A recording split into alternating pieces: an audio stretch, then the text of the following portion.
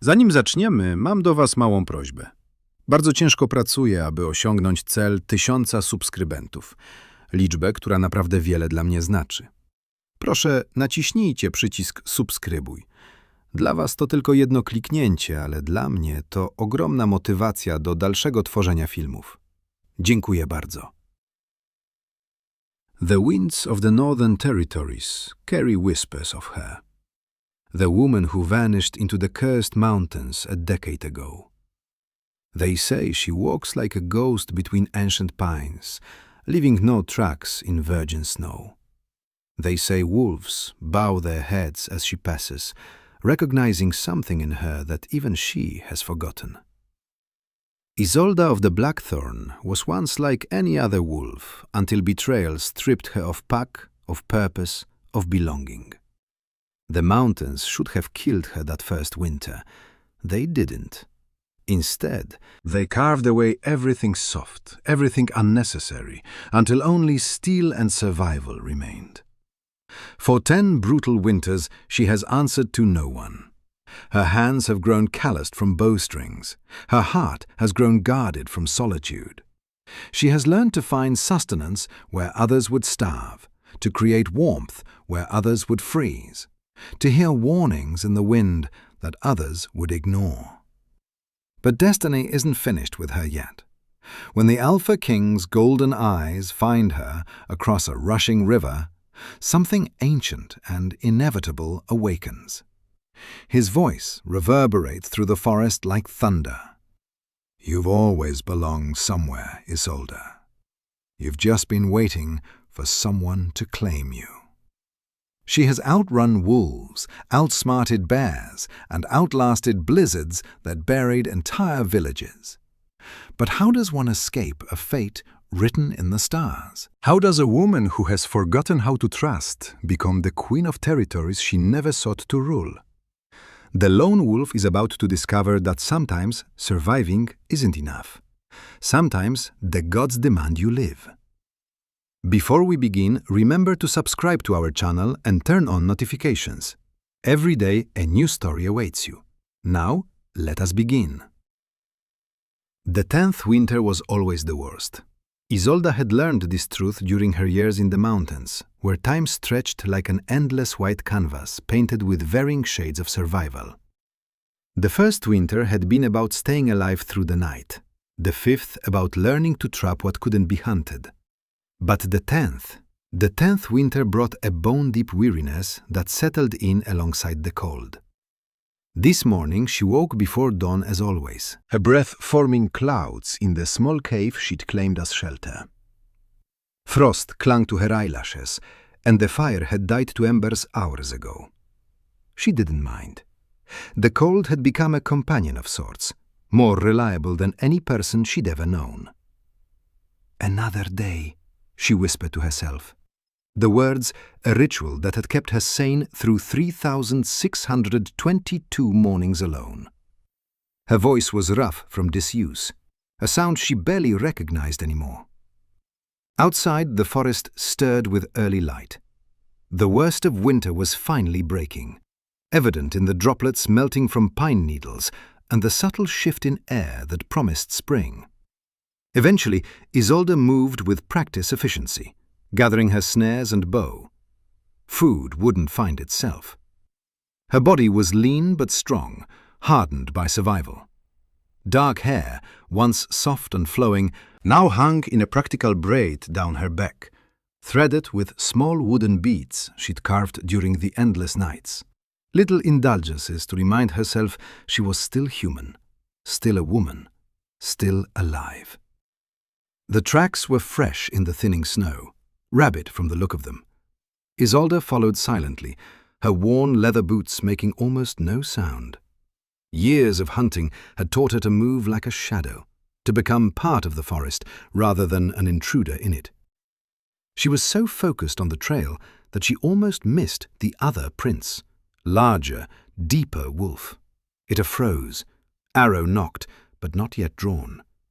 Wolves weren't uncommon in these mountains, but these tracks were different. Too large for ordinary wolves, and the pattern suggested purpose, not the random wanderings of animals seeking food. Shifters. Her heart accelerated, a rush of adrenaline that felt foreign after years of careful emotional control. Shifter packs rarely ventured this high into the mountains, especially in winter. The northern territories were considered cursed by many, haunted by the spirits of those who died in the Great War, a convenient superstition that had kept Iselda safely isolated until now. She should retreat to her cave, gather her few possessions, and move higher up the mountain. It was the sensible choice, the safe choice. Instead, Isolda followed the tracks. Curiosity had almost been her undoing once before, 10 years ago. Curiosity about what lay beyond her pack's territory had led her to discover secrets that powerful wolves preferred to keep buried. Secrets that had cost her everything. "Fool me twice," she murmured, even as she continued tracking the shifters with practiced stealth. The prince led her to a clearing she knew well, one of the few flat expanses in this part of the mountains where wild flowers would bloom in summer. Now it held something far more dangerous than flowers. Wolves. Enormous, powerful creatures with coats of varying colors, all gathered around one massive black wolf, whose size dwarfed even the largest among them. Isolda crouched behind a fallen tree, her body perfectly still as she counted. 12 wolves, a scouting party perhaps, though larger than any she'd encountered in her former life. And that black wolf, something about him sent a chill down her spine that had nothing to do with the mountain air. As if sensing her scrutiny, the black wolf's head snapped up, nostrils flaring. Isolda ducked lower, cursing silently. Downwind. She was downwind. He shouldn't be able to. Golden eyes locked directly onto her hiding spot. Isolda didn't hesitate. She fired one arrow, not at the wolf, but into the air above the pack. The distraction was enough. As the wolf startled at the sudden sound, she was already running, her feet finding purchase on rocks and roots with a surety born of a decade's intimacy with this mountain. Behind her, a howl rose into the morning air. Not an alarm, but a command. The sound of it reverberated through the trees, through the very ground beneath her feet, and somehow, impossibly, through her chest. She stumbled, catching herself against the tree trunk. That was no ordinary howl. That was the call of an Alfa, a powerful one. Isolda ran faster. Her cave wasn't safe now. It was the first place they'd track her to. Instead, she headed for the river, her mind calculating routes and hiding places. If she could reach the falls, cross at the narrow point and climb to the western ridge, she might lose them. The sound of pursuit grew closer, faster than she'd anticipated. These weren't just any shifters. They were trained, organized, and determined. The river appeared through the trees, rushing with spring melt. Isolda didn't slow as she approached the bank, leaping into the frigid water with a gasp that she couldn't suppress. The current immediately grabbed at her, trying to pull her under, but she fought it, arms stroking powerfully toward the far bank. Cold, so cold it burned. But cold was an old friend, and Isolda had long ago learned to endure its embrace. She was halfway across when she heard the splash behind her. Against her better judgment, she looked back. The black wolf had entered the water, his powerful form cutting through the current with ease. The others remained on the bank, watching, waiting. Only their leader followed. Only their leader was needed. Isa reached the far bank, hauling herself up onto slick rocks, her clothes heavy with water. The bow was lost to the river, but she still had her knife. Not that it would do much good against a shifter of that size. Still, she wouldn't go down without a fight. She turned to face the wolf, knife drawn, water streaming from her clothes and hair.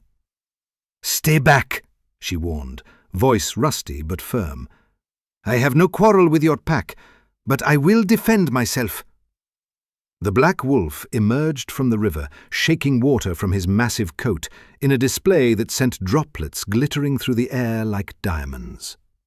Then, to his oldest shock, the air around him shimmered, his form blurring and expanding until a man stood where the wolf had been, tall, impossibly so, with shoulders broad enough to block the sun.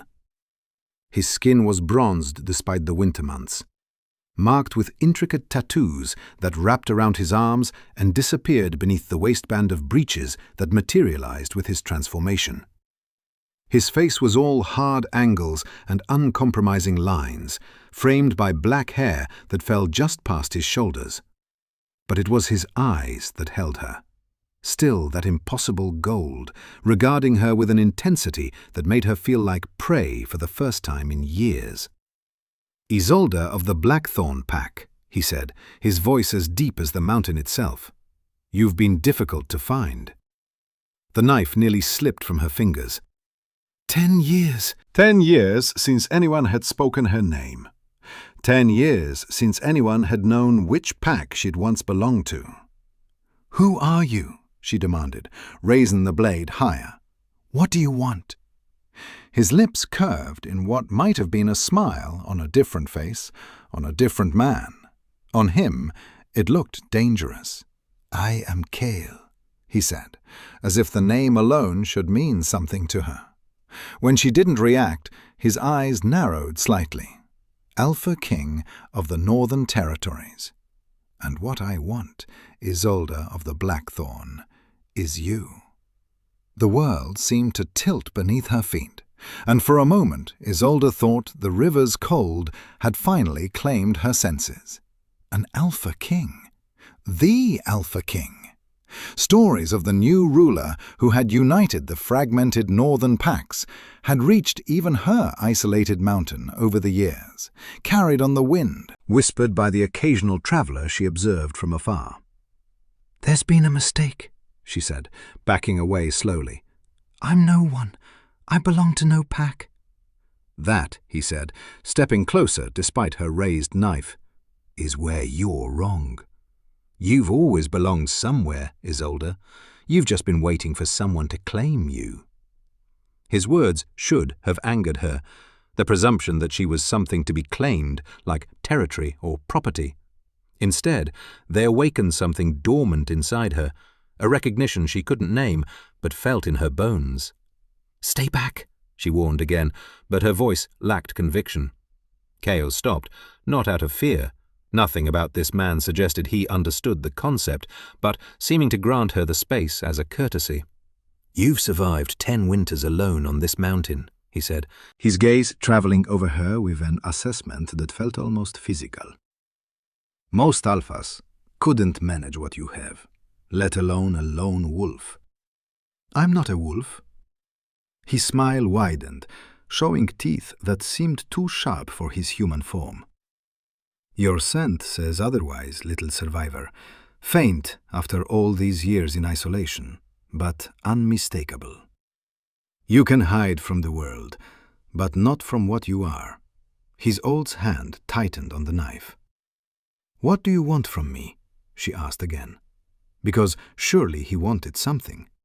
No one came looking for a disgraced wolf from a forgotten pack without a reason. "I told you," Kale said. And now he did move closer, seeming unconcerned by her weapon. "I want you. Why?" The question burst from her before she could stop it.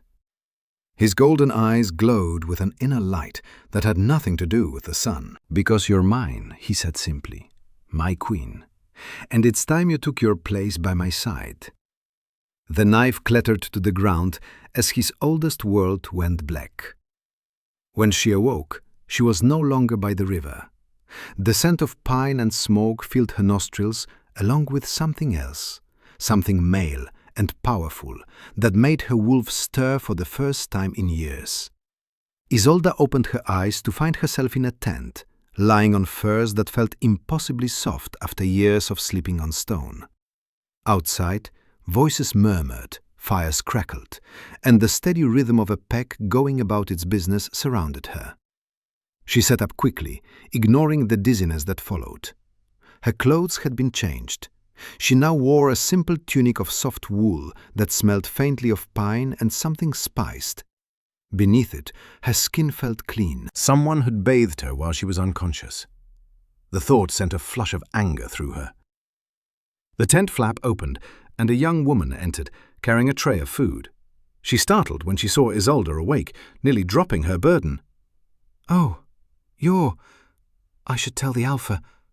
She set the tray down hastily and made to leave. "Wait, Isolde," her voice still rough. "Where am I? What is this place?" The girl hesitated, glancing at the tent flap as if expecting someone to appear. "The Alpha King's camp," she said finally, "at the base of the mountain." So they had carried her down while she was unconscious. Isolda's jaw clenched. "And who are you?" "Lyra," the girl replied, seeming to relax slightly. "I'm a healer's apprentice. I've been looking after you since they brought you in yesterday." "Yesterday?" Isolda's heart sank. A full day lost. A full day during which she could have escaped, could have disappeared back into the mountains. Lyra nodded, then gestured to the tray. "You should eat." The Alpha, he was most insistent that you regain your strength. "For what purpose?" Isolda asked sharply. The girl blinked, clearly surprised by the question. "For the claiming ceremony, of course. Tomorrow, at dawn." Isolda felt as if she'd been plunged back into the icy river. "What claiming ceremony?" Lyra's eyes widened.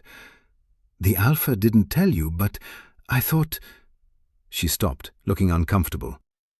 "It's not my place to tell me," Isolda insisted, rising from the furs. She was unsteady on her feet, but refused to show weakness. Now the apprentice took a step back. "The Alpha King has declared you his mate. Tomorrow he will claim you before the entire pack, and you will become his queen." The world tilted again, but Isolda refused to faint a second time. Instead, she moved to the tent flap, pushing it aside to reveal a large encampment spread across what had once been a meadow. Fires burned at regular intervals, illuminating dozens of tents arranged in concentric circles around the central space. Warriors moved through the camp, some in wolf form, others human, all armed and alert. And in the center, standing tall and unmistakable among his people, was Kale, the Alpha King, issuing orders to a group of wolves who listened with rapt attention. As if sensing her gaze, he looked up, golden eyes finding hers across the distance. A smile spread across his face, predatory, possessive, pleased. Isolda let the tent flap fall closed, her heart thundering in her chest. "There must be some mistake," she said, turning back to Lyra. "I don't know this Alpha. I've never met him before today. He can't possibly intend to claim me as his mate." Lyra looked genuinely confused. "But the Alpha King has been searching for you for nearly 2 years.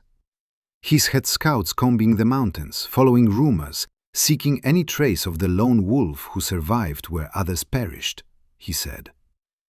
She hesitated again. "What did he say?" "He's all depressed. He said that the gods themselves had chosen you, that your survival was proof of your strength, and that only the strongest could stand beside the Alpha King as his equal." Lyra's voice had taken on an almost reverent quality. "No queen has ruled the northern territories in over a century, not since the Great War. But the Alpha King has declared that the time has come for the packs to be whole again, male and female, Alpha and Luna, king and queen."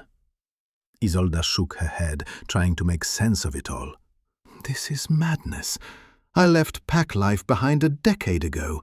I'm no Luna. I'm certainly not a queen." "The Alpha King says differently," Lyra replied, with a certainty that suggested Kale's word was law, which Isolda realized it probably was. "And tomorrow, when he places his mark upon you, no wolf in the northern territories will dare question it." Isolda's hand went instinctively to her neck, where an Alpha's claiming bite would soon be placed if Kale had his way. The thought sent an involuntary shiver through her that wasn't entirely unpleasant, and that troubled her more than anything else. "I need to speak with him," she said firmly. Lyra nodded, seemingly relieved that Isolda wasn't arguing further. "I'll tell him you're awake." "No need," came a deep voice from the tent entrance. "I'm already here." Kyle ducked through the opening, his massive frame filling the space immediately. He wore a simple tunic now, open at the throat to reveal more of those intriguing tattoos, and leather breeches that did nothing to disguise the power in his legs. A silver circlet rested on his brow, subtle compared to the gaudy crowns of southern kings, but no less a symbol of his authority. Lyra immediately lowered her eyes and bowed her head. "Alpha King," she murmured, backing toward the exit. "Leave us," Kyle commanded, his eyes never leaving Isolda. The apprentice slipped out without another word, leaving Isolda alone with the man who intended to claim her. "You had no right," Isolda said immediately, lifting her chin, "to take me from my mountain to declare me your anything without my consent." Kale studied her for a long moment, his expression unreadable. Then, unexpectedly, he smiled, a genuine smile that transformed his severe features into something almost boyish.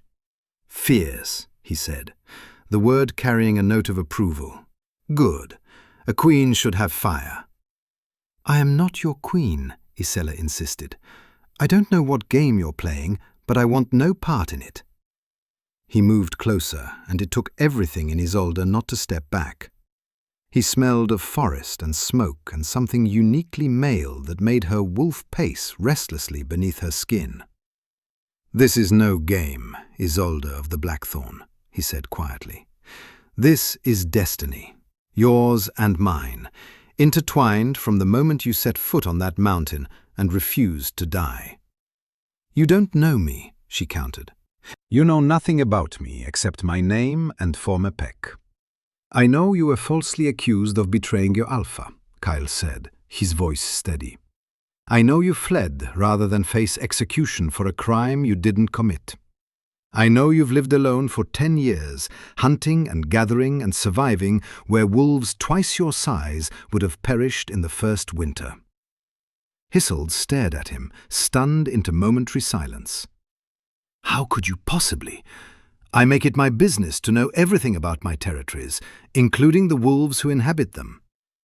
He reached out, brushing a strand of hair from her face with a gentleness that belied his size. "And especially the wolf destined to rule beside me." Isolda jerked away from his touch, though her skin seemed to burn where his fingers had been. "I left pack life behind for a reason," she said, trying to keep her voice steady. "I have no desire to return to it, especially not as some trophy made for an Alpha who collects territories like others collect pelts." Something dangerous flashed in Kale's golden eyes. A reminder that beneath the human exterior lurked a predator of unimaginable power. "Is that what you think this is?" he asked, his voice deceptively soft. "That I tracked you for 2 years, followed every rumor, sent my best scouts into the cursed mountains, all so I could add one more possession to my collection?" When he put it like that, it did sound absurd. Isolda crossed her arms. "Then why? Why me? There must be dozens of suitable females among your packs, wolves who actually want to be queen." "Hundreds," he agreed readily. "Wolves who have been paraded before me since I united the territories. Wolves with political connections, with wealth, with bloodlines that stretch back to the first shifters." He stepped closer again, and this time Isolda couldn't retreat without pressing herself against the tent wall. "And not one of them is worthy." "And I am?" she asked skeptically. "A disgraced wolf with no pack, no standing, and no desire for the position you're offering." "Yes." The certainty in his voice was absolute.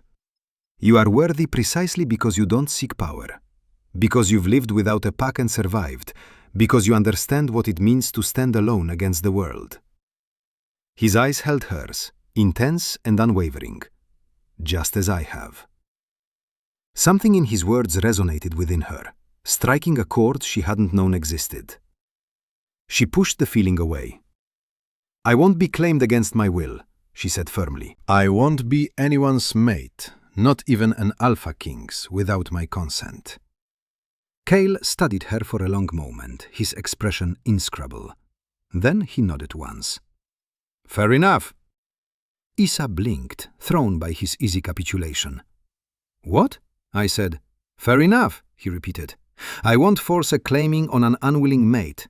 That's not the foundation I wish to build upon." Relief flooded through her, followed immediately by suspicion. "So I'm free to go back to my mountain?" "I didn't say that." The corner of his mouth quirked up. "I said I wouldn't claim you against your will. I didn't say I would stop trying to convince you." "And if I can't be convinced?" she challenged. Cale's smile was confident, bordering on arrogant. "You will be," Isolda scoffed. "You seem very certain." "I am." He moved to the tent flap, lifting it slightly. "The ceremony is tomorrow at dawn. You have until then to make your decision. And if my decision is no," he looked back at her, his golden eyes gleaming in the dim light, "then you will remain as my honored guest until you change your mind. You'll be treated with respect, given everything you need, protected as one of my pack. But you will not return to that mountain alone." Anger flared within her. "So I'm your prisoner?" "You're my mate," Cale corrected, his voice gentle but firm. "Whether you accept it today, tomorrow, or a year from now doesn't change that fact. The gods have spoken, Isolda. Your survival on that mountain wasn't chance. It was preparation for this. For us." He ducked out of the tent before she could respond, leaving Isolda staring after him, her thoughts in turmoil. Outside, she could hear the camp continuing its activities, voices calling to one another, children laughing, the sounds of a pack that functioned as a single organism, sounds she had almost forgotten in her decade of solitude. Isolda sank down onto the furs, burying her face in her hands. This couldn't be happening. After 10 years of building a life apart from the politics and dangers of pack society, she now found herself at the center of it all, claimed by the most powerful Alpha in the Northern Territories, expected to become his queen. It was absurd, impossible. And yet, as the evening deepened around her, as the scents and sounds of the pack washed over her, Isolda felt something long dormant stirring within her chest. Her wolf, so quiet for so many years, was awake and alert. Sensing something Isolda herself couldn't or wouldn't acknowledge, the possibility that Cale might be right, that after all these years she had finally found where she belonged. The dawn arrived with a golden light that spilled across the camp, illuminating the preparations already underway. Isolda watched from the entrance of her tent, having slept little during the night. All around her, wolves moved with purpose, setting up an elaborate arrangement of torches and flowers in the central clearing for her claiming ceremony, for a future she had never imagined. "Have you decided?" Isolda turned to find Lyra approaching, carrying fresh clothes draped over her arm. The healer's apprentice looked nervous but hopeful, her eyes darting to the activity in the clearing. "It's not really a decision if both options involve staying here, is it?" Isa replied, though without the bitterness she might have expected to feel. Lyra hesitated, then held out the garments. "The Alpha King asked that these be brought to you for today." Isolda took them reluctantly. The fabric was finer than anything she'd worn in a decade. A dress of deep forest green, embroidered with silver thread that formed patterns reminiscent of mountain peaks. It was beautiful, but also a symbol of everything she'd left behind when she fled to the mountains. Pack politics, social hierarchies, the expectations placed upon female wolves. "I don't," she began. "Please," Lyra interrupted softly. "At least try it on." The Alpha had it made specially, based on the stories of your mountain. Curiosity won out. Isolda retreated into the tent, shedding the simple tunic she'd slept in and slipping the dress over her head.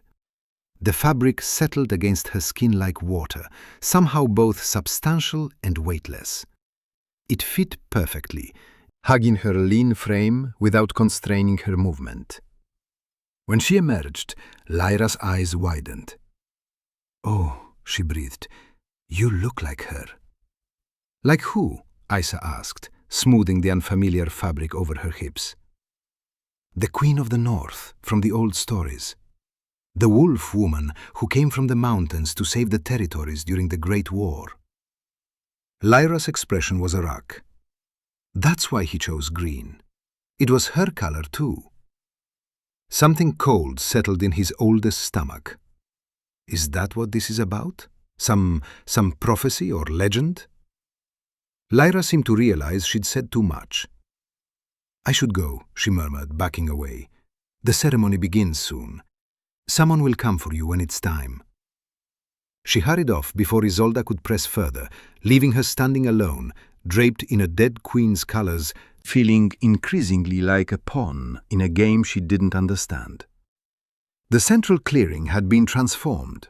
Torches lined a path leading to a raised platform where Kale stood waiting, his powerful frame adorned in dark leathers accented with silver.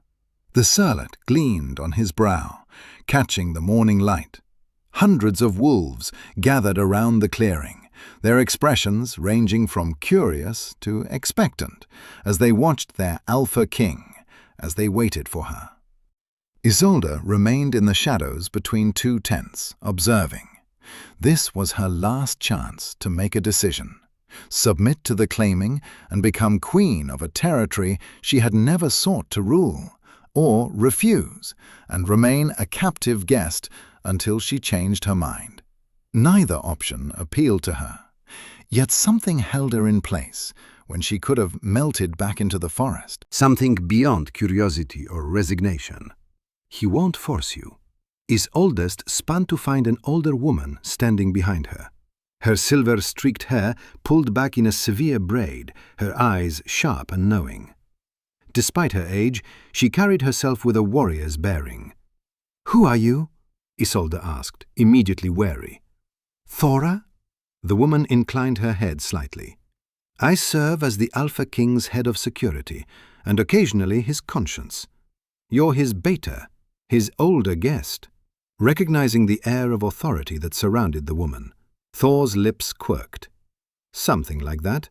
I've known Kyle since he was a pup with more teeth than sense. I watched him unite packs that had been killing each other for generations. I've seen him build something from nothing." Her keen eyes assessed Isolda frankly. "And I've never seen him like this over anyone." Isolda looked away, uncomfortable with the scrutiny. "You said he won't force me. How can you be so sure?" "Because I know him," Thor replied simply. "If you walk away now, he'll be disappointed, hurt even. But he meant what he said. He won't claim an unwilling mate." "Then why go through with all this?" Isa gestured to the elaborate setup, the waiting crowd. "Why announce a ceremony before knowing if I'd agree?" Thora's expression softened almost imperceptibly. "Because he believes with every fiber of his being that you are meant to be his queen, and Kale has never been one to doubt his instincts." She paused, then added, "Just as you should not doubt yours." Before I could respond, a horn sounded, signaling the official start of the ceremony. The crowd fell silent, all eyes turning expectantly toward the path where the Alpha King's chosen mate would walk. "It's time to decide," Thora said quietly. "Whatever you choose, choose it fully.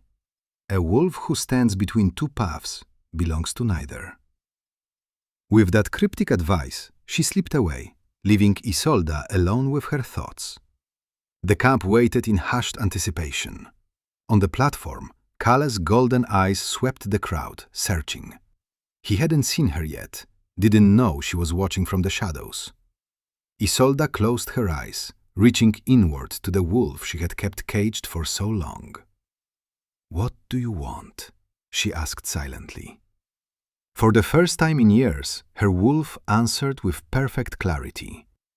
"Him, back home." His oldest eyes snapped open, her decision made. She stepped out of the shadows and onto the torch-lined path. A murmur rippled through the crowd as she appeared. Wolves craning their necks to catch their first glimpse of the woman their Alpha King had chosen. Isolda kept her gaze fixed ahead, refusing to be intimidated by the hundreds of eyes following her progress. Kyle's expression shifted the moment he saw her, relief flooding his features, followed by something deeper, more intense. His golden eyes never left hers as she approached the platform, and Isolda found she couldn't look away, even if she'd wanted to. When she reached the steps, he extended his hand. A choice.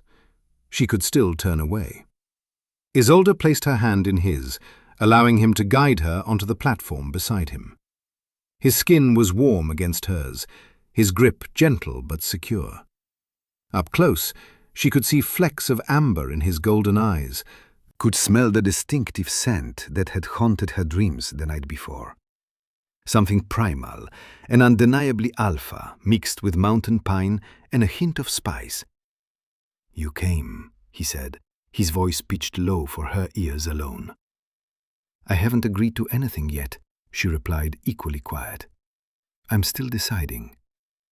A small smile played at the corners of his mouth. "Fair enough."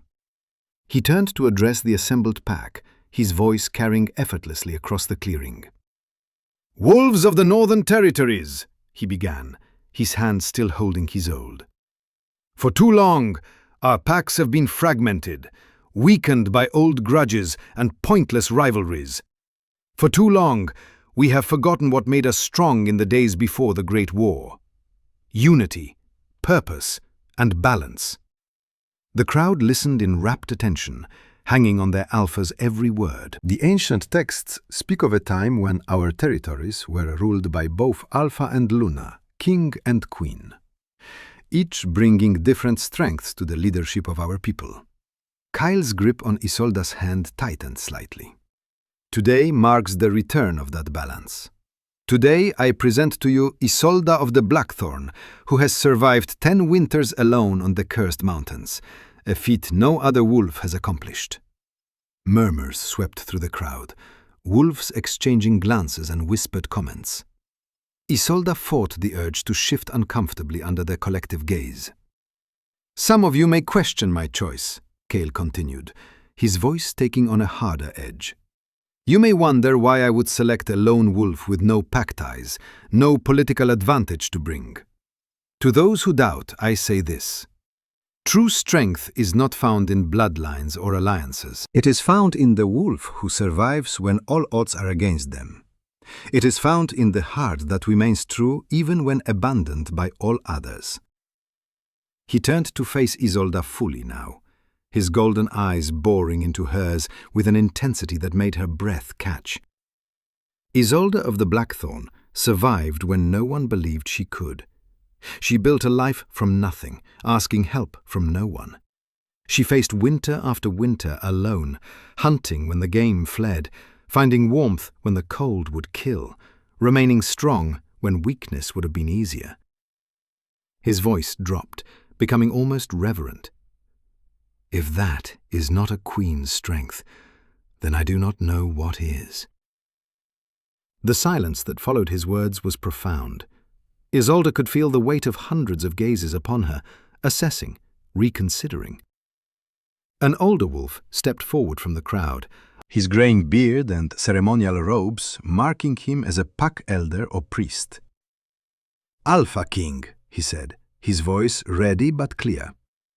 "Is it your intention to claim this wolf as your mate and queen this day?" Kale's eyes never left his old. "It is."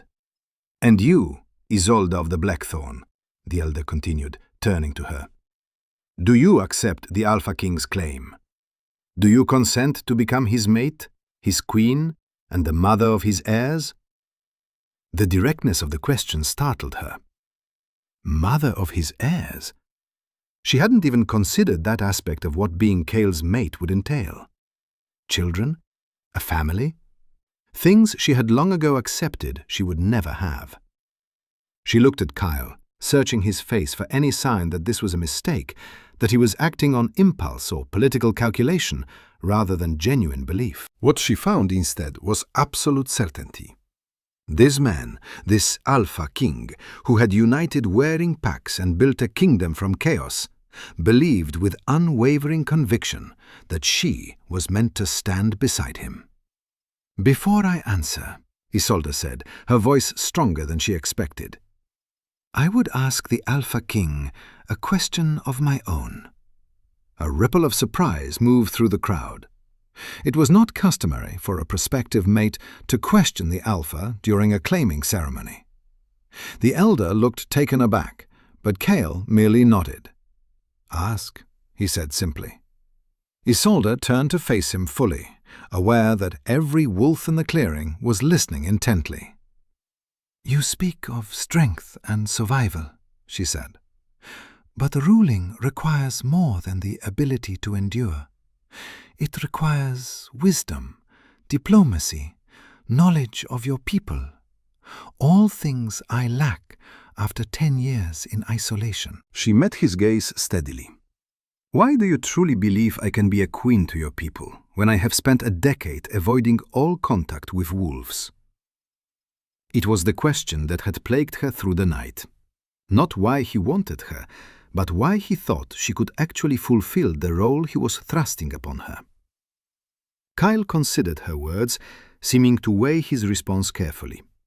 When he spoke, it was with a thoughtfulness that belied his warrior's appearance. "The territories need more than a political marriage," he said. "More than a queen who knows the right words to say, the right hands to shake. They need a queen who understands loss, who has lived both within pack structure and outside it. One who sees with clear eyes, unclouded by old prejudices or alliances." He took both her hands in his now, his touch gentle, despite the power she could feel beneath his skin. "You may have been alone on that mountain, Isolda, but you were watching, learning, understanding the rhythms of a world most wolves never stopped to see." His voice dropped lower, meant only for her, despite the hundreds of listeners. "Just as I've spent 2 years watching you, learning about the wolf who chose solitude over subjugation." His oldest breath caught. "You've been watching me for 2 years?" A hint of a smile touched his lips. "Did you think I stumbled across your trail by accident yesterday? My scouts located you 18 months ago. I've made regular journeys to the mountains since then, observing from a distance, making sure you were safe." "Why didn't you approach me then?" she asked, thrown by this revelation. "Because you weren't ready," he replied simply. "And neither was I. Building a kingdom takes time, Isela. I needed to secure the territories, establish laws, create a foundation strong enough to support a queen's return." His golden eyes held hers. "And you needed time to heal from the wounds your old pack inflicted." Something in his words resonated deep within her. He had given her space when he could have claimed her months ago, had respected her solitude even as he planned for their future together. "And now," she asked softly, "now the kingdom is stable. The packs are united under my rule.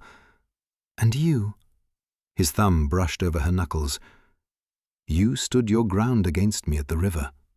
You faced an Alpha King with nothing but a knife and your own courage. You're ready to be more than a survivor, Isela. You're ready to be a queen." His belief in her was palpable, a tangible force that seemed to wrap around her like a physical embrace. Isolda found herself wanting to believe it too, that her decade of exile hadn't been merely survival, but preparation for something more. "Isolda of the Blackthornne," the elder prompted gently, reminding her that a question still hung unanswered between them. "Do you accept the Alpha King's claim?" The clearing fell silent once more. Hundreds of wolves waiting for her response. Kale's hands remained gentle around hers, offering support without pressure. He would accept her decision, whatever it might be. She believed that now. Isolda drew a deep breath, listening one last time to the wolf within her, the wolf that had been silenced for so long. It stirred with anticipation, with longing, with a hope she had thought long extinguished. "I accept," she said, her voice clear and carrying across the clearing. A collective exhalation swept through the crowd, followed immediately by cheers and howls of approval. Kale's expression shifted from controlled patience to unguarded joy, his golden eyes blazing with an inner light that transformed his severe features. "Then let the claiming begin," the elder announced, raising his gnarled hands toward the sky. Kale's grip tightened on Isolda's hands. "Are you certain?" he asked, his voice pitched for her ears alone. "There is no turning back from this." In answer, Isolda tilted her head slightly, exposing the curve of her neck, the traditional gesture of submission from a mate accepting an alpha's claim. Kale's eyes darkened, pupils dilating at the sight. Slowly, giving her every opportunity to withdraw, he lowered his head to the juncture where her neck met her shoulder. His breath was warm against her skin, sending shivers down her spine. "Mine," he growled, the word vibrating through her very bones. Then his teeth sank into her flesh. Pain flared, sharp and immediate, followed by a rush of sensation unlike anything Isolda had ever experienced.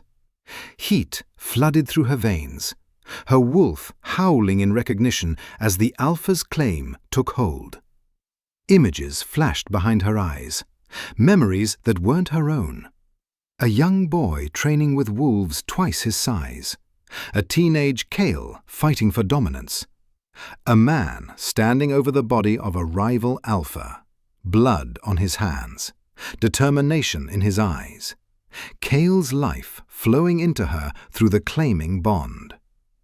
When he finally pulled away, Isolde swayed on her feet, overwhelmed by the rush of power and connection.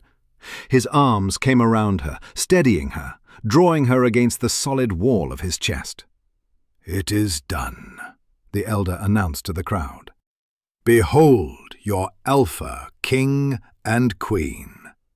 The pack erupted in howls and cheers, some shifting to their wolf forms to better express their joy. Torches blazed brighter, as if responding to the energy pulsing through the clearing. But Isolde barely noticed. Her world had narrowed to the man holding her, to the bond humming between them, new and raw and powerful. Through it she could feel Kyle's emotions, his satisfaction, his relief, and beneath it all, a depth of feeling that staggered her. "You're trembling," he murmured against her hair. "The bond," she managed, struggling to find words for the sensation. "I can feel you in my mind." His arms tightened around her. "It will settle with time. The initial claiming is always overwhelming. Is it always like this?" she asked, wondering if all mated pairs experience this level of connection, this merging of selves.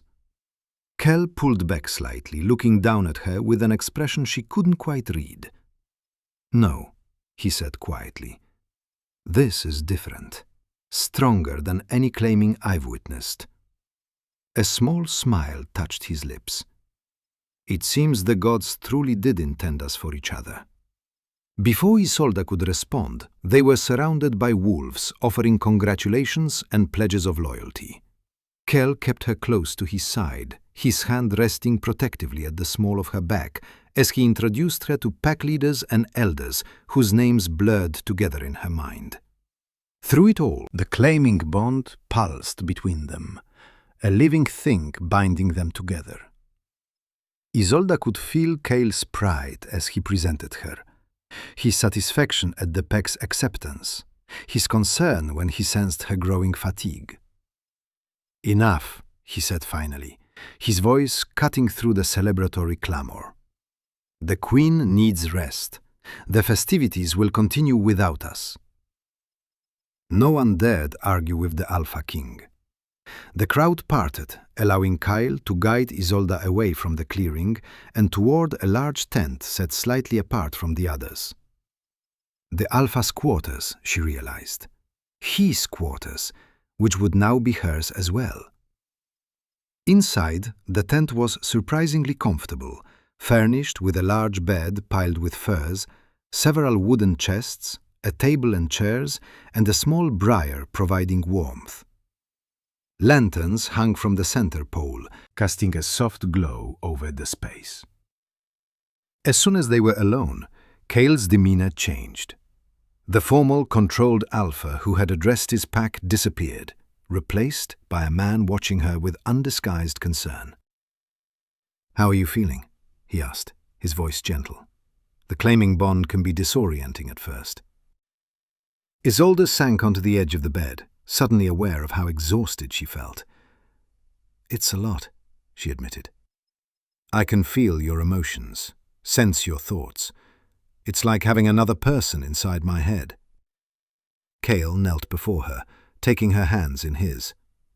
Through the bond, she could feel his genuine concern, his desire to make this transition easier for her. "It will become more manageable," he promised. "In time, you'll learn to control how much flows between us, to maintain your privacy when needed." Isolda studied his face, still adjusting to the reality that this man, this powerful Alpha who commanded hundreds of wolves, was now her mate, bound to her as she was to him for life. "Why me?" she asked, the question that had haunted her since their first encounter, still unanswered to her satisfaction. Of all the wolves you could have chosen, why a disgraced loner who spent a decade hiding from pack society? Cale's thumb traced circles on the back of her hand, the gentle touch at odds with his imposing presence. "The first time I saw you," he began, his voice soft with remembrance. "You were standing on an outcropping of rock, bow in hand, tracking a deer across the valley. You were so still, so focused that I almost missed you entirely." A small smile played across his lips. "But then the wind shifted, carrying your scent to me, and everything changed." "My scent?" His old frowned. "But I've barely had a scent since my mother died. That's why my old pack mistrusted me. They couldn't read me, couldn't tell if I was lying or loyal." Cale's golden eyes held hers. "To them, perhaps, but to me, your scent was the clearest thing I've ever encountered. Wild pine and mountain snow, and something uniquely yours." His hand moved to cup her cheek. "The moment I caught it, I knew you were mine, my mate, my queen." Through the bond, Isolda could feel the absolute truth of his words. The bone-deep certainty that had driven him to search for her, to wait for her, to believe in her when she didn't believe in herself. "And if I had refused," she asked, needing to understand the man she was now bound to. "If I had rejected the claiming, I would have waited," he said simply.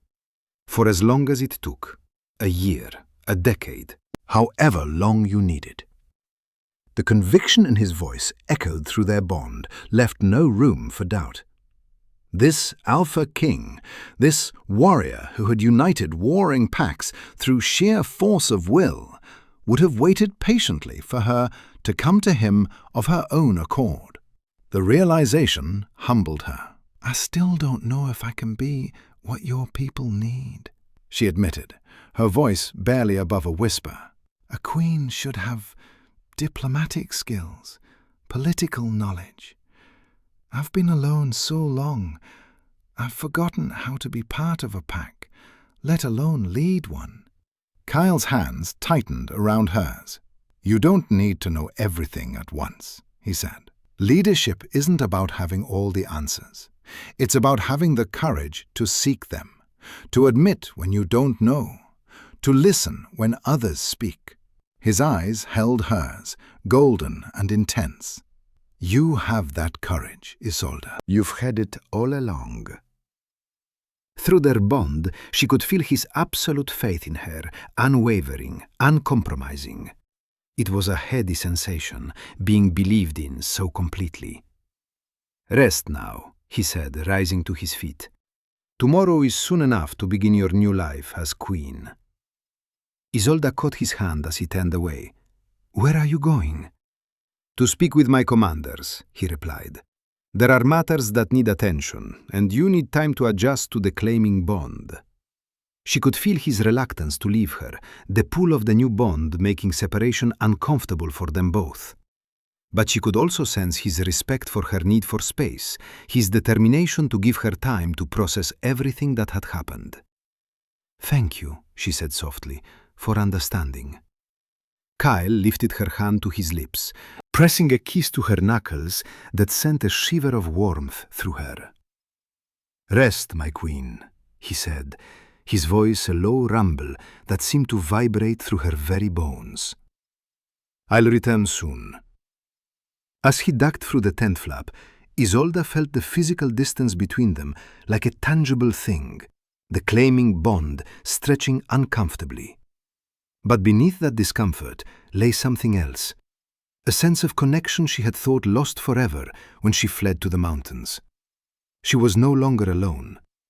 For the first time in 10 years, Isolda belonged to someone, to something larger than herself. And as she curled up among the furs of what was now her bed, her hand drifting to the claiming mark on her neck, she allowed herself to hope that perhaps, just perhaps, this new life might be worth the risk of trusting again. Isolda awoke to unfamiliar warmth. For a moment, disoriented by the soft furs beneath her and the absence of cold mountain air, she tensed until memory rushed back. The claiming, the bond, Cale, her mate. As if summoned by her thoughts, she felt him through their connection before she saw him. A steady presence, radiating strength and something softer, something that felt remarkably like contentment. He sat at the small table near the briar, studying maps spread across its surface, his brow furrowed in concentration. Through the bond, his oldest sensed the exact moment he realized she was awake. His head lifted, golden eyes finding hers across the tent. "You slept deeply," he said, his voice a low rumble that seemed to vibrate through her bones. These sat up slowly, adjusting to the strange intimacy of having someone else in her mind, aware of her emotions as she was of his. "How long?" she asked, pushing her hair back from her face. "Nearly a full day," Cale replied, rising from his chair to approach the bed. "The claiming bond takes a toll, especially on wolves who have been alone as long as you have." A day. She had lost an entire day to sleep on the mountain. Such carelessness would have been fatal. "The pack," she said suddenly, remembering her new responsibilities with a jolt of anxiety. "I should have—" "The pack is fine," Cale interrupted gently, settling on the edge of the bed beside her. "And you needed rest." Through their bond, she felt his genuine concern for her well-being, free from judgment or disappointment. It was a strange sensation being cared for after so many years of fierce self-reliance. "I'm not used to sleeping so long," she admitted on the mountain. "It wasn't safe." Kyle's expression softened. "You're safe now, as no one in these territories would dare harm the Alpha Queen." Alpha Queen. The title still felt foreign, ill-fitting, like clothes meant for someone else. Yet the claiming mark on her neck was undeniable. The bond between them humming with life and power. "What happens now?" she asked, voicing the question that had been circling in her mind since she accepted his claim. Kyle studied her face, his golden eyes thoughtful. "Now you meet your people, not as a ceremony or spectacle, but as their queen." He reached out, brushing a strand of hair from her face with surprising gentleness. "And you begin to build a life here, with me." The simplicity of his answer Belit represented. A life among wolves after a decade of solitude. Leadership after years of answering to no one but herself. Partnership after convinced herself she needed no one. I don't know if I remember how, she confessed. The bond between them making honesty easier than it might otherwise have been. To be part of a pack, to be close to someone. You remember more than you think, Cale said, his voice soft but certain. Through their bond, she felt his absolute faith in her, unwavering, unshakable. And what you've forgotten, you'll learn again. We have time is old. Before she could respond, a commotion outside the tent caught their attention. Raised voices, the sound of running feet. Cale was on his feet in an instant, his posture shifting from relaxed to alert as Thora burst through the tent flap without ceremony. "Forgive the intrusion, Alfa," she said, her eyes flicking briefly to Isolda before returning to Cale. "But there's a situation that requires your immediate attention." Cale's expression hardened. "What situation?" "Hunters from the Blackthornne peg were found in our hunting grounds," Thor replied, her tone carefully neutral. "They claimed they were pursuing a deer that crossed into our territory, but they were well beyond the boundary markers. Blackthornne, this old peg. The peg that had accused her of treason, that would have executed her if she hadn't fled to the mountains." Her heart rate quickened, a chill spreading through her veins despite the warmth of the tent. Through their bond, she felt Cale's immediate concern, his attention shifting from Thora to her, sensing her distress. "Milda?" he questioned softly. "I'm fine," she said automatically, though the bond between them made the lie transparent. Cale's jaw tightened, his eyes narrowing as he turned back to Thora. "Bring them to the central clearing. I'll deal with this personally." "Already done," Thora confirmed. "They are waiting." Kyle nodded, dismissing his beta with a gesture before turning back to his older. "You don't have to face them," he said, his voice gentle but firm. "I can handle this alone." The offer was tempting to stay hidden in the tent, to avoid confronting the pack that had betrayed her, the wolves who had been so quick to believe the worst of her. But even as the thought formed, Isolda knew she couldn't hide. Not if she was truly going to be queen. "No," she said, rising from the bed. "If I'm to be your queen, then I should stand beside you, especially in this." Pride flashed through their bond, warm and bright, as Cale watched her. "Then let's give your old pack a proper introduction to their new queen." The central clearing was tense when they arrived, a circle of Kale's warriors surrounding 3 kneeling wolves.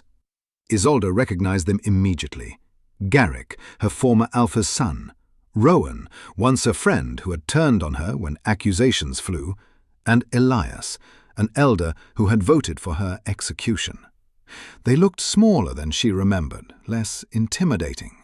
Or perhaps it was she who had changed, strengthened by years of survival in the power of an Alpha King's claiming. The crowd parted as Kale approached, Isolda at his side. Through their bond, she could feel his controlled anger, his protective instinct wearing with diplomatic necessity. The Blackthornne pack wasn't under his rule, not yet, but they bordered his territories, making them potential allies or enemies. Garrick looked up as they approached, his eyes widening as they landed on Isolda. "You!" he breathed, shock and disbelief warring on his features. "You're alive." "Disappointed?" Isolda asked, her voice steadier than she expected. "Silence!" Cale commanded, his alpha power rolling through the clearing like thunder. "You stand accused of trespassing in Northern Territory lands. Explain yourselves." Elias, always the diplomat, stepped forward. "Alpha King, we meant no disrespect. We were pursuing game that crossed the boundary markers. It was a mistake, nothing more." "A mistake that took you 3 miles into my territory." Cale's voice was dangerously soft. "A mistake that brought you within sight of my mate's former home." Understanding dawned on the Blackthornne wolves' faces as they looked between Kale and Isolda, noting their proximity, sensing the bond between them. "She's your GÓRACH," began, then stopped, clearly struggling to reconcile the Isolda he remembered, the quiet, scentless wolf his pack had condemned, with the woman standing beside the most powerful alpha in the territories. "Queen," Kale finished for him, his hand finding the small of his old's back. "Yes, Isella of the Blackthornne is my claimed mate and the Alpha Queen of the Northern Territories." The declaration hung in the air, a challenge and a warning wrapped in one. Through their bond, Isolda could feel Kale's fierce pride, his satisfaction at their stunned expressions. "Impossible," Rowan muttered, forgetting himself. "She was sentenced to death," Isolda interrupted, stepping forward, "for a treason I didn't commit." "I remember, Rowan. I remember everything." A tense silence fell over the clearing. Even Kale's warriors, who had been watching with barely concealed hostility, seemed to hold their breath. "The past is the past," Elias said carefully, his eyes flickering between Isolda and Kyle. "What matters now is the future. Relations between our packs." "Relations," Isolda echoed, a bitter laugh escaping her. "Your pack tried to execute me for warning about a threat that later killed half your wolves. Your alpha ignored my concerns about the rogues gathering at your southern border because I couldn't be properly read without a scent." The Blackthornne wolves exchanged uneasy glances, and through the bond, Isolda felt Kale's surprise at her revelation. Not that she had been falsely accused, but the specific nature of the accusation. "You knew about the Crimson Moon attack," he stated, his voice hard as he addressed the kneeling wolves. "She warned you, and you silenced her." GÓRACH had the grace to look ashamed. "We didn't believe her. She had no evidence, just her word, and without a scent." "Without a scent, you couldn't tell if she was lying," Kale finished, disgusted evident in his tone. "So you condemned her to death, lost half your pack to the very threat she warned you about, and now you expect diplomatic relations?" Isolda felt his anger building through their bond, the alpha's protective instincts flaring hot and dangerous. His hand on her back tensed, claws beginning to extend. "Kale," she said softly, just for him. His golden eyes met hers, burning with righteous fury on her behalf. Through their connection, she sent him calm, steadiness, a reminder that she had survived, that she was here now, that the past couldn't hurt her any more. After a moment, he nodded once, his claws retracting, though his expression remained thunderous. Isolda turned back to the Blackthornne wolves, these representatives of a past she had fled, a pack that had been so quick to discard her. They looked small now, diminished by their own failings and by comparison to the strength surrounding her. "You're lying about why you're here," she said, surprising everyone, including Kyle. "You didn't follow game across the border. You came looking for me." Garrick's head snapped up. "How did you?" "I spent 10 years watching, learning to read what cannot be scented," Isolda interrupted. "You came to see if the rumors were true, if the mountain witch had really become the Alpha King's queen." Through the bond, she felt Kale's surprise shift to admiration, his anger giving way to curiosity as he watched her handle the confrontation in her own way. "Our Alpha is dying," Elias admitted finally, his shoulders slumping in defeat. "Garrick is his heir, but the pack is divided. Half believe his leadership led to the Crimson Moon massacre. They say," he hesitated, glancing nervously at Garrick, "they say we should have listened to you." "And now you want what?" Isolda asked, crossing her arms. "My forgiveness? My blessing for Garrick's ascension?" "We want an alliance," Garrick said, meeting her eyes directly for the first time. "With the Northern Territories, with your mate, with you, if you'll grant it." The request hung in the air, weighted with a decade of history, of betrayal and survival. Isolda felt Kyle's silent support through their bond, his willingness to follow her lead in this matter that was so personal to her. She studied the wolves before her, these representatives of a pack that had once been her own. They had failed her, yes, had been blinded by prejudice and fear, but they had suffered for it, paid in blood for their mistake. The Blackthorne pack turned its back on me when I needed them most, she said finally, her voice carrying across the clearing. They would have executed me for speaking truth they didn't want to hear. She paused, feeling the weight of every eye upon her, but a queen cannot rule with vengeance in her heart. She felt Cale's surprise through their bond, followed quickly by understanding and pride. The Northern Territories will consider an alliance with the Blackthorne pack, she continued, straightening to her full height. Under certain conditions. Name them, Garrick said immediately, hope flaring in his eyes. First, you will acknowledge publicly that the accusations against me were false and that my exile was unjust. Isolda's voice was steady, firm. Second, any wolf within your pack who wishes to relocate to the Northern Territories will be granted safe passage and welcome. And third, she glanced at Cale, who nodded encouragingly. The Blackthorne pack will submit to the authority of the Alpha King and recognize the Northern Territories' sovereignty. It was a bold demand, essentially requiring the Blackthorne pack to surrender their independence. Through their bond, Isolda felt Cale's approval, his admiration for her strategic thinking. Garrick and Elias exchanged glances, clearly weighing their limited options. Their pack was weakened, their alpha dying, their territory vulnerable to the very rogues that had once attacked them. "We accept your terms," Garrick said finally, bowing his head in submission. "The Blackthorne pack will acknowledge its mistake in condemning you, welcome any alliance with the Northern Territories, and recognize the Alpha King's authority." A murmur ran through the gathered wolves, surprise and approval mingling as they watched their new queen secure an alliance without bloodshed, expanding their territory through diplomacy rather than conquest. "Then return to your Alpha," Isolda said, her voice gentler now. "Tell him the Northern Territories extend protection to the Blackthorne pack, and that when he passes, his successor will be confirmed by the Alpha King and Queen."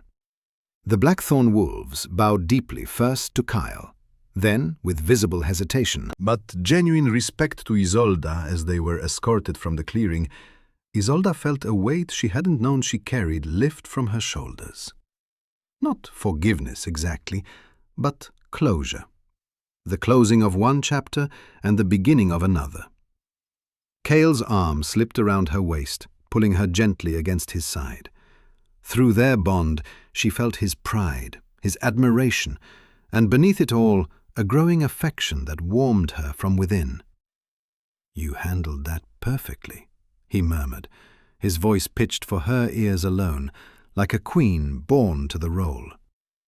His arm leaned into him, allowing herself to draw strength from his solid presence. "I'm not sure where that came from," she admitted. "It just felt right."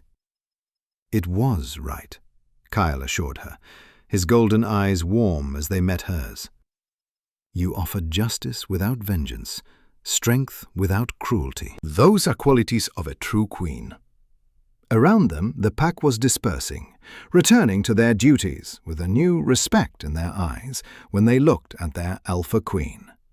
No longer was she just the mountain survivor their king had claimed. She was a leader in her own right, worthy of their loyalty. "Come," Kyle said, taking her hand. "I want to show you something." He led her away from the clearing, through the camp and up a gentle slope to where a single massive oak stood sentinel over the valley. From this vantage point, Isolda could see not only the entire encampment, but also the mountains beyond. Her mountains, where she had survived for a decade.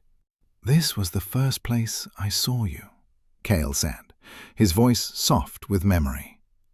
"I was scouting the territory borders, considering how to unite the northern packs, when I spotted a lone figure on the ridge across the valley. His eyes, warm amber in the afternoon light, found hers. You were hunting, moving with such grace and certainty through terrain that would have challenged my strongest warriors. Isolda felt his sincerity through their bond, his genuine admiration for her skills, her resilience. I watched you for hours, he continued, and when I returned to my pack that night, I knew that uniting the territories was only the beginning, that the northern territories would never be complete without a queen, without you. His hand cubed her face, thumb brushing gently over her cheekbone. I didn't know then what I know now, that you would exceed every expectation, that you would face your past with such courage, that you would command respect with nothing but the strength of your character. Through their bond, Isolda felt the depth of his feelings, pride, admiration, desire, and something deeper, something that made her wolf stir with recognition and longing. I still have so much to learn, she said, leaning into his touch. About being a queen, about leading a pack, about being a mate. Kel's smile was gentle, his golden eyes warm with promise. And I'll be beside you for every step of that journey, not to lead you, but to walk with you, partners, equals. In that moment, with the mountains behind her and Kyle before her, Isolda felt something settle within her, a certainty, a rightness that she hadn't experienced in years, perhaps never. This was where she belonged, not alone on a mountain, surviving day to day, but here with a mate who saw her strength and valued it. With a pack that needed the very qualities her isolation had forged in her. She had survived 10 winters in the mountains, each one colder and more solitary than the last. But as Kale's lips found hers, as their claiming bond hummed with shared emotion and promise, Isolda knew she would never face another winter alone. The lone wolf had found her home. The survivor had become a queen. And somewhere in the northern skies, as spring finally claimed the land, the gods who had guided her path smiled upon their chosen wolves, Alpha and Luna, king and queen, united at last. If you enjoyed this story, a like or comment really helps. And if you wish to hear more tales like this one, make sure you subscribe so you never miss the next tale. Dziękuję za wysłuchanie do samego końca. Naprawdę doceniam każdą chwilę, którą tu ze mną spędziliście. Obecnie jesteśmy na drodze do zdobycia naszych pierwszych 1000 subskrybentów. Jeśli historie, które opowiadam, choć trochę poruszyły wasze serca, proszę, wesprzyjcie mnie klikając przycisk subskrypcji już teraz. Każda subskrypcja to ogromne źródło motywacji, które pomaga mi dalej pisać i dostarczać wam jeszcze więcej wartościowych historii. Do widzenia i do zobaczenia w następnym filmie.